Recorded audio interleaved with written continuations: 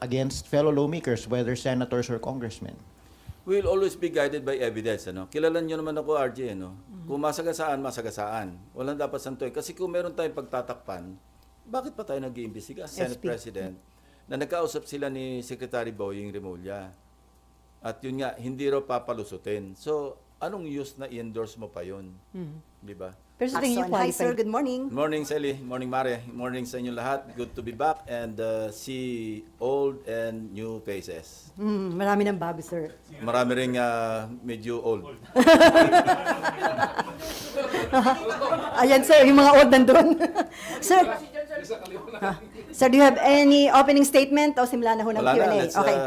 Sir, as the new chairman of the Senate Blue Ribbon Committee, how will you start or continue the investigation on the anomalous flood control projects? At ano na po yung mga preparations ninyo? Where the old chairperson left off, doon kami magsisimula. Ano? Pero sa ngayon, humingi ako ng extension na 2 araw.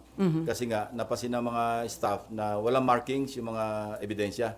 Eh sayang naman kasi ang direction ko kasi sa amin, in aid of legislation. Pero beyond that, gusto ko, kung ano yung makakalap na ebidensya, agad-agad ipadala doon sa independent commission no, na yet to be constituted. And katunayan, kagabi, nag-uusap kami ni Mayor Magalong kasi virtually, kasama na siya doon sa commission in whatever capacity. At ni Secretary Vince Dizon, no, I gave them, and also with the, to the Ombudsman, kasi nandito siya kahapon, yung acting Ombudsman na Vargas, dahil siyempre, legislation, may mga concerns siya pinapollow up. So nung nabanggit ko sa kanya, binigyan namin siya ng USB. Yung lahat ng contents noong mga pieces of evidence, documentary and whatever na nabanggit ko sa aking 2 privilege speeches. Dahil alam nyo, bisita ko rin nung nakarang araw, nung isang araw pa, yung Anti-Money Laundering Council. Kasi meron din silang pinupurso na legislation. Napag-alaman ko, hindi sila pwede mag-freeze ng accounts unless merong formal complaint na na-file. So, knowing that and upon learning that, sinabihan ko si Secretary Vince Dizon na kung pwedeng madaliin yung pagpapile ng complaint at the very least complaint, not necessarily information na ipapile sa korte, kundi complaint lang. Para yung AMLAC can proceed na mag-freeze na kagad ng mga accounts ng mga individuals concerned. So do you think may enough na ho na mga evidence para makasuhan yung mga dapat kasuhan, sir?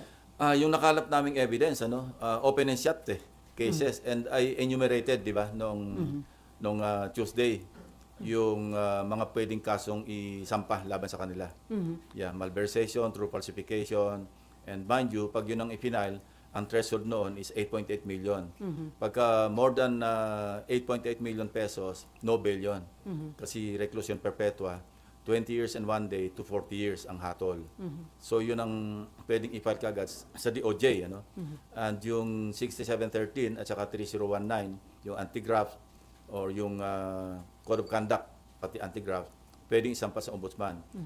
And as we speak, si Secretary Vince Dizon, mabilis. Kasi kagabi lang kami nagkausap, kahapon actually, dahil sabi ko, pakuha mo na rito yung mga kailangan yung dokumento na para makapag-file ng complaint. Ano lang to, cover letter na lang ang kailangan nito kasi nakakompile na lahat. At kanina, napakabilis ng umaksyon. At sabi ko, agad-agad, after ma-receive yung inyong kopya ng complaint sa Ombudsman o sa DOJ, mag-request na kayo ng pag-freeze ng accounts sa AMLAC. At HDO din, sir? Sa tingin ko, mangyayari yan within the day. Sorry. Oh. So sir, considering yung mga na-provide nyo ng mga documentary evidence, sino po yung mga una na makakasuhan ni na Secretary Vince Dizon? Yung sa second privilege speech, maliwanag yon, yung 5 BGC mga boys? signatories, Alcantara, Hernandez, Dumasig, JP De Guzman, JP Mendoza ba yan? Anyway, kumpisa ako kasi may mga aliases pati yung mga San Diego, pati yung mga kontratistang na-identify yung SIMS at saka yung IM, tsaka Wawaw.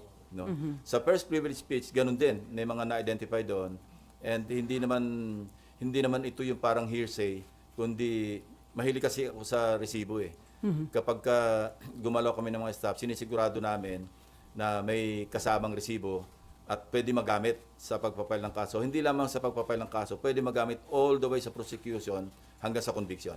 So yun sir, makakasuhan na, yun yung may pinaka-mabibigat na kasalanan na meron ng hawak na mabigat na ebidensya laban sa kanila. Correct, yung malinaw na malinaw. Yung pagpasok lang sa casino, meron na yon yung PD 1869, di ba, as amended. At yon pwedeng itawid doon sa RA 6713. Pagkatapos yung malversation nga, yung using fictitious name or concealing true name, Article 178 ng Revised Penal Code. Meron ding karampatang parusa yon. And of course, yung paggamit ng mga ng fake na driver's license, yung umaksyon na rin yung LTO. No? Pero sir, kahit na sila yung makasuhan na, ipapatawag pa rin sila sa Senate hearing doon sa yes, kasagawa niyong definitely. Lalo na, sina Bryce Hernandez, lahat sila, yung BGC boys, papatawag namin yon. Sir, before RG, so sir, yung bang nasimulang direksyon ni dating Blue Ribbon Committee Chairman Rodante Marcoleta, yun din ang susundan nyo na direksyon o magbabago kayo ng direksyon? Hindi, yun din ang, kasi yun naman, in aid of legislation, tapos yung mandate ng Blue Ribbon, maliwanag naman accountability of public officials. No? So, yun pa rin ang direction, wala mababago. Yun lamang, siguro, kung ano yung matutuklasan pang panibago, ihahalo namin yon, isasama. At magkakaroon pa ba, Ma'am, part 3, yung inyong privilege speech, sir, o wala na? Depende. Ganun pa rin ang sagot. Depende. Kung mayroong mga bago, hindi yung uulitin lamang, similar or the same, yung mga flood control na ghost, ano na yun tapos na tayo doon. Kasi case studies lang naman yung ating ipinakikita.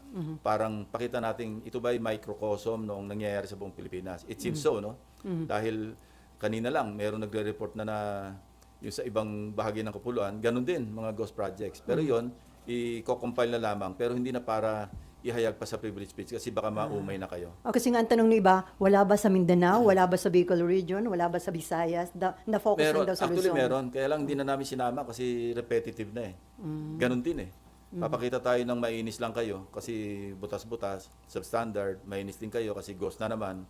So hindi ba nakakaumay yun? Tama na yung nakita natin na talamak yung pag-violate o paggamit ng Kaban ng Bayan. Okay, RG. To what extent will you pursue yung accountabilities naman ng lawmaker proponents? First on the Senate and secondly in the House. Kasi nga po, yun na lang ang kulang. Alam na natin yung modus, alam na natin yung mga kasabwat doon sa, alleged kasabwat doon sa DPWH, sa contractors. Yung accountability direction is towards na doon sa mga lawmaker proponents. So are you going to, number one, open the records of the BICAM to know who are the proponents? And number two, will you be recommending cases against fellow lawmakers, whether senators or congressmen? We'll always be guided by evidence. Kilala nyo naman ako, RJ. Kung masagasaan, masagasaan. Walang dapat santoy. Kasi kung meron tayong pagtatakpan, bakit pa tayo nag-iimbestiga? Bakit pa tayo? Although, in aid of legislation, pero meron kaming isi-share namin sa executive branch, whatever pieces of evidence na mag-gather, para magamit, ma-put into good use. And again, yung pupursu namin yung sa WJ, yung lumabas sa pagdinig na allegation ni Bryce Hernandez, na di umano, yung WJ magdadala o magdi-deliver ng obligasyon. Pag sinabing obligasyon, ito na nga yung lagay, di ba? So pupursu namin yon, and as we speak, meron kaming video footage ng CCTV footage na dumalaw dito talaga yung WJ. Ang pangalan niya Tamina, Ipapatawag namin yon. Kasi tatanungin namin, although may idea kami kung saan siya nagpunta rito, kaninong opisina ang dinalaw niya, pero ipapatawag namin para malaman natin kung kanino siya nagpunta, kaninong office, at sino yung kinausap niya, para maliwanag whether or not staff ng Blue Ribbon yung pinuntahan o legislator yung pinuntahan, edi magpaliwanag yung kapwa senador kung siya ay napuntahan. Bakit nagpunta rito yung WJ? And kung idudugtong mo, lawyers call this circumstantial evidence, di ba? Na although kung standalone, wala ka makukonclude. Pero kung may alegasyon na merong mambabatas o merong staff ng Blue Ribbon, staff ng Senado, na sinasabing i-deliver yung obligasyon, pagkatapos napunta pa rito, August 19 yung petsa nung ng pagdalaw. This year, sir. And we found out also, this year, 2025, recently lang, and we also discovered, kasi pinatingnan ko agad, kasi binanggit ni Bryce Hernandez, exact amount, nagbagsak di umano, And I'm saying this is just an allegation, di umano ni Senator Estrada sa Bulacan, doon sa first district man kung saan. So pinacheck ko agad sa General Appropriations Act kung meron bang insertion na nagkakahalaga ng 355 million pesos na intended para sa Bulacan. And we found one. Meron talaga insertion na wala sa House version, pero lumabas ito doon sa Senate. after BICAM. Ah. So maliwanag na either sa Senate version or sa BICAM yon na insert. Now, we would like to find out, kasi alam nyo naman yung kalakaran sa budget deliberation dito. Hindi mo pwedeng matukoy. Ito nga yung lagi kong pinaglalaban na identify natin kung sino yung proponents ng mga amendments. Kasi kung walang record yon, paano matutukoy kung sino yung legislator, congressman man o senador na nag-insert o nag-amend? Walang record eh. Ang record lang dito is a piece of paper, whether toilet paper or yellow pad or yung stationery, minsan doon lang sinusulat. Ang may hawak nito, yung chairperson ng Finance Committee or yung Appropriations Committee chairman. Now, kung merong confirm na merong 355 million pesos na talagang nai-allocate para sa Bulacan. And we went further, meron ng 5 projects identified na na-award na, no? Out of the 355 million. Now, my team or my teams are checking kung ano yung status ng mga at least 5 projects na yon na hindi pa namin alam yung amount. Madali makita yon kasi nasa website naman ng DPWH. At titingnan namin sa ground ano yung status kasi baka pareho noong sa SIMS at saka sa IM na isang litrato lang yung ginamit na hindi gumagalaw yung dalawang tao, no? So, titingnan natin yung kasi kung gano'n ang pattern sa First District Engineering Office ng Bulacan, posible na gano'n din ang ginawa dito kasi hindi pa naman sila nabubuko ng Mayo eh. Di ba? Ngayon lang naglabasan ito. Kung magre-remedyo naman sila, kaya I'm free to announce it to you, hindi nila kayang gawin yung, kung halimbawa naghahabol sila, ay subukan nila yung 2 days na makasingil sila ng 46%. No? Hindi kaya yon physically. That's a physical impossibility. So maghabol man sila, kaya naming unahan, ika nga, kung ganun din ang pattern. Po ba ang Senado? And can we ask for a copy? Not yet. Ako, hindi ko pa rin nakita. It was just reported to me. Bago ikaw, RJ, ako muna. Pero invited siya sa next hearing, sir. Papasupin ako yung in charge sa CCTV rito. Para siya yung mag-testify na actually on this date, at this time. Kung saan pumunta. Ito yung, hindi, makita naman sa CCTV yun eh. Pero mas mainam na yung formally, i-testify noong mismong operator ng CCTV kung saang opisina, kailangan yun eh. Kasi kung CCTV alone, hindi mo mapagsalita yun eh. Pero may initial info kayo, sir, kung kaninong office ng Meron, senator? pero hindi validated eh. Kaya mas magandang tingnan na muna. Sir, will you be inviting Pinasecure ko na yung footage. It's a good thing that it happened last August 19. Kasi ang lifespan ng footage, 1 buwan eh. Yes. Kung inabot tayo halimbawa September 20 ngayon, Wala hindi na natin burado na yon. Sir, ipapatawag nyo rin po ba yung past chairman ng APRO or ng Finance? Interparliamentary courtesy. But yung Finance at least? Kasi Papag-usapan natin si Senator Grace po para ma-identify kung saan or kung sino yung nag-insert ng 355 billion na yun. Kasi establish na natin na either sa Senate version or sa bicameral, sa BICAM, lumabas bigla yung, kasi wala sa NEP, wala rin sa GAB o sa House GAB, ano? So, ganon. Okay. In your privileged speeches po kasi you also referred to cases in past budgets that were covered by past leaderships by SP Soto in his first SP and SP Subiri. Papatawag nyo rin po ba yung finance chair nung Tingnan panahon muna nila? natin kung ano yung mag-uugnay bago tayo magpatawag. Kasi papatawag tayo para tayo namamana sa buwan. Which hand ang tawag doon? RG, kailangan maghanap muna tayo ng ebidensya na maliwanag para may basihan tayo para magpatawag. Hindi lamang yung ebidensya, kundi yung klarong ebidensya. Ang tawag ko nga doon, resibo. Hindi ako nagre-rely doon sa mga sabi ni Barangay Chairman, sabi nitong si ganito. Hindi po pwede yun eh. Kasi maski sino pwede magturo eh. Before NIMFA and Daniel, sir, tama ba na ang maging coverage lang ng investigation tungkol sa anomalous flood control project ay from 2022 to 2025? Hindi. Dapat kasi ang halimbawa yung pagpunta sa casino nitong BGC Boys, nag-start sila 2015 eh.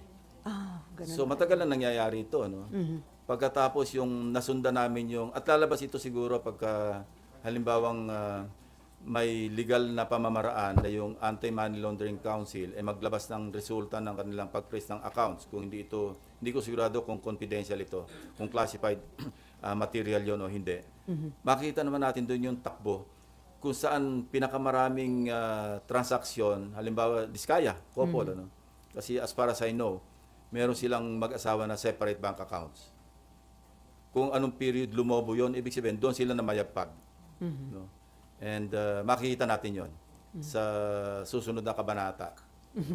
At sir, bilang kayo na ngayong Blue Ribbon Committee Chairman, meron na bang mga lumalapit sa inyo na nag-express ng intention na maging star witness o kaya whistleblower tungkol sa mga iba pang involved dito sa flood control anomalies? Even before I was elected na chairman ng Blue Ribbon, marami lumalapit after my first privilege speech. No?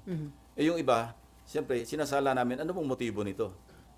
In fact, known personalities na nakarating sa office ko, nagpapahayag ng kanilang intensyon na mag-state witness. So, pinapaliwanag ko sa kanila, ang pwede ko lang i-recommenda, no, yung legislative immunity, parliamentary immunity, kasi nakapaload naman yun sa Witness Protection Program, na kung saan, pag naupo ka sa isang pagdinig ng komite, at ikaw ay na-grant ng Senate President, no, upon the recommendation of the chairman, na covered ka ng legislative immunity, lahat ng sasabihin mo, maski incriminate mo yung sarili mo, hindi pwedeng gamitin sa iyo. Now, yung moving forward, kung magkaroon ng prosecution, wala na yung Senado doon. Ang magdedetermine kung sila ba ay uubrang maging ordinary witness or witnesses or accused to be discharged as a state witness, iba yon, korte na yon. Recommendatory yung prosecution. Pero yung as far as treating them as ordinary witness or witnesses, DOJ yon. Sila magpo-prosecute. Yun ang pinapaliwanag ko pagka may lumalapit sa amin. May lalapit, pero ang aking kondisyon, kailangan tell all, hindi pwedeng tell half or tell one-fourth. Kasi hindi pwedeng selective. Dapat talaga tell all. At malalaman ko naman, winawarningan ko rin, malalaman ko kung kayo nagsasabi ng lahatan at totoo at kung hindi. Kaya yun ang warning ko sa kanila. Apparently, noong sinabi ko yon, para nagbago, hindi na bumalik eh. So sabi ko, tabla tayo. Kapag ngayon, kaya ngayon hindi naman ako at liberty na sabihin ko sino-sino. Because ang sinabi sa kanila, this meeting never happened. Unless nagkasundo tayo na willing kang humarap sa pagdinig, na i-identify mo sarili mo, then this meeting happened. So wala pang willing to tell all, wala pa sir sa mga nakausap niyo? Well, alam mo, nagbabakasakali na makakabola eh. Hindi naman lang ako mabobola eh. Okay, Nympha, Daniel, and then Mayan. Sir, yung sabi niyo po na nagpunta, based sa CCTV, pumunta dito yung Mina. Dun sa report sa Check inyo... yung name Opo. Yung Mina talaga. Pero WJ yan. WG. Sir, Sige, tuloy mo may lang. dala lang po. Nakikinig ako. Sige, sir. Multitasking. May bit-bit po ba na bag, maleta, or possible na sisidla ng pera, sir? Hindi ko pa alam yun. Hindi ko pa nakita eh. Pinapasecure ko yung footage at the same time para mamaya, kasi may meeting ako, may staff meeting ako after dito. Ipiprepare na namin yung susunod na pagdinig. Mina, tama. Mina yung name ng representative ng WJ. So, tatalakay namin ano yung way forward namin sa pagdinig sa Thursday. At saka hindi ko iimbitahan lahat na pagkadami-dami na nakatanga lang yung karamihan, hindi naman natatanong. I-calibrate natin na priorities. Halimbawa, hindi ka pa naman importanteng matanong ngayon, siguro sa susunod na pagdinig na.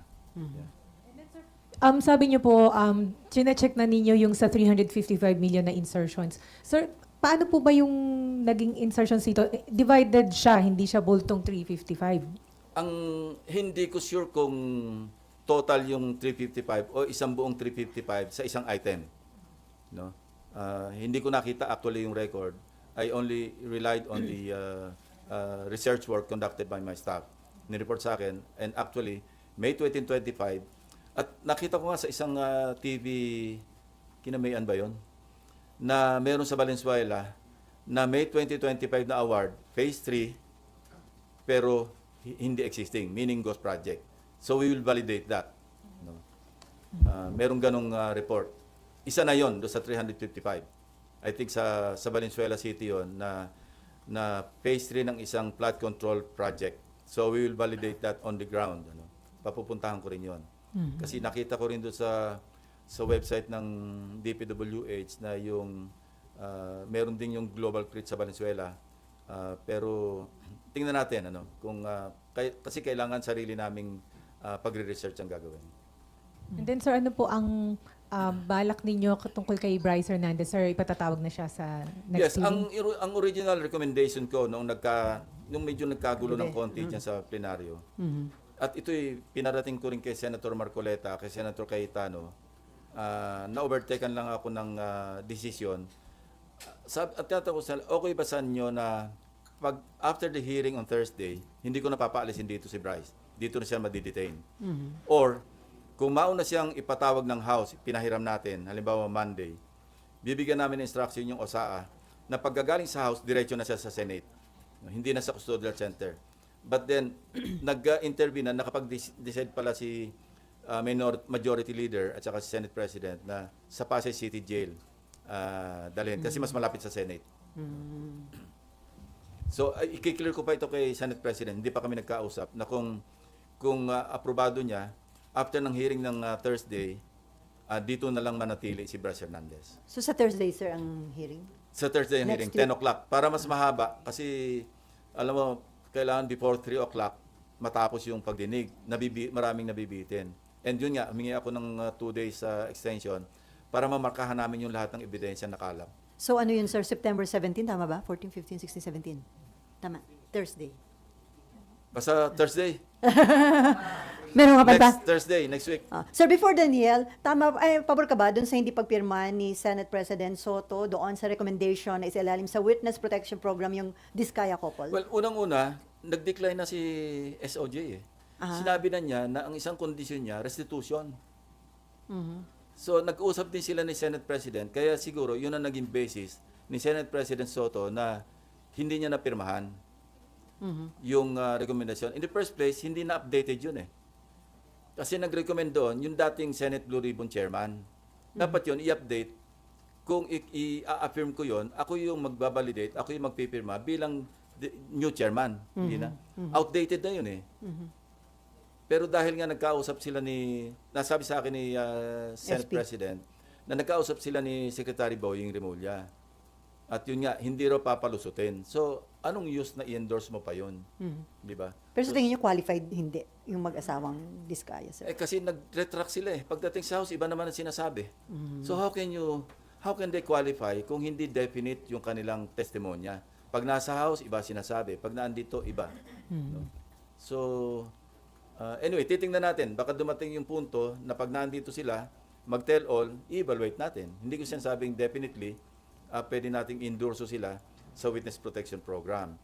Pero kung parang opportunistic lang yung kanilang pakay para sila'y malibre sa kaso at saka hindi namin call yun eh. Call yun at saka kung susundan natin yung proseso, unahin na muna natin yung magkaroon sila muna ng legislative immunity. Matetest natin yung kanilang credibility as a possible state witness. Kung depende sa kanilang testimonya. Kasi kung merong magpa-fact check sa inyo, magagaling kayo mag-fact check, at merong kulang at meron silang inumit doon sa kanilang testimonya, pwede hindi sila pumasa as a state witness. No? Kasi ang isang diyan, of course, pwede silang pumasok, possible, pero hindi tayo sigurado. Doon sa not the most guilty. Second, yung materiality ng kanilang testimonya na kayang i-corroborate ng independent evidence. Yun yung mga patakaran eh. So kung meron silang kinatago, papayagan ba natin para lang maligtas yung sarili nila? Ang laki rin ng kanilang dapat pananagutan, di ba? Okay, Daniel, and then Mean, and then Jan, and then Marlon. Hi sir, good morning. Sir, marami ng mga characters na lumalabas doon sa flood control scandal.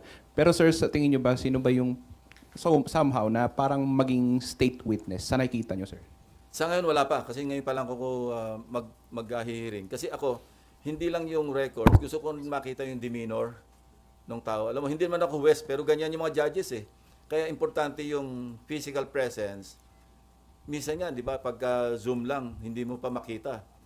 kung ano talaga yung kanyang demeanor eh.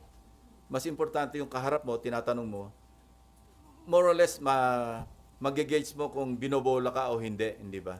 So I cannot at this point in time conclude or even make a judgment kung uubra ba silang state witness. Sir, isang question na lang. Sir, lumabas na doon sa expose niyo yung MBB.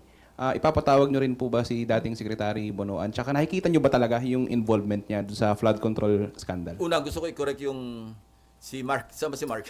Wala rito. Mark Medyo Ayabiab. nagulo yung report niya. Medyo mali yung understanding. Walang direct on record. Hindi ko sinasabing definite ito. Walang involvement yung mga anak ni Secretary Bonoan at Undersecretary Bernardo Sa doon flood. sa Global Crit Builders. Wala. Yun, pagmamayari yun ng mga maglangking. Ngayon, kung merong sila mga proxy doon, yung dalawa, Undersecretary Bernardo and Secretary Bonoan, hindi ko alam yon kasi wala naman sa record. Ang maliwanag na nasa record, yung mga anak ni Maglangke, Bernardo, at saka Bonoan. Yun, sinigurado ko yun kasi ang nakalagay lang doon is Fatima Gay B. de la Cruz. So, nung chinik ko yung B, Bonoan, hindi pa ako nakontento doon. Anak ba talaga ni Secretary Bonoan si Fatima Gay? Baka kaapelyido. So, we research further, yung asawa nung si Secretary Bernardo, sulit. Ang maiden name ni Fatima Gay, sulit. Eh, sobrang coincidence na yon. Not to conclude na anak niya. And wala naman tayo narinig na denial. So, ang ano doon, kaya sabi ko, kayo na yung mag-connect the dots. Kasi kung ganun kalapit si Maglangke, the contractor, na hindi nag-divest while serving as mayor, kay Secretary Bonoan, saka Yusek Bernardo. Remember, si Yusek Bernardo, kamakailan lang ito nag-early retirement because of, again, allegations or accusations ng irregularities. So kayo na mag-conclude kung bakit napakaraming kontrata ng Global Crit Builders. Sabi niya, siya nagsabi ako'y kilalang kontratista na bilyon-bilyon ang aking kontrata sa buong Pilipinas. Pero sir, so far, wala pa kayong nakikitang direct involvement ni dating Secretary? Wala, yun direct. So far wala. Yun lang. Sabi ko nga sa inyo, kayo na mag-connect the dots. Pero sir, dun sa interpellation sa inyo ni Senator Marcoleta, ang sabi niya, parang malapit nang sabihin ni Undersecretary Cabral na ang impression niya, yun ang utak ng sindikato sa DPWH na yun daw ginagawa niya, may basbas ni ng dating secretary. Parang yun ang sinabi niya. Sana pinurso niya. Sayang. Di ba nabanggit niya yun?